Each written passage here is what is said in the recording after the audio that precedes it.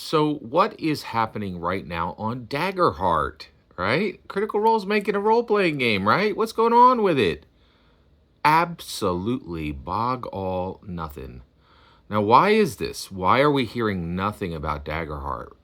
Well, the reason why is the 2024 PHB, the 2024 core rulebooks, Dungeons and Dragons VE, Dungeons and Dragons Roman Edition, is eating its lunch.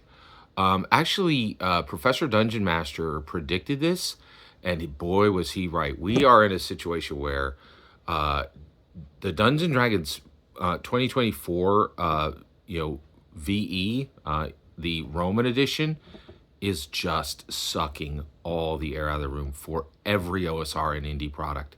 It's like an 18-month blackout. It is astonishing.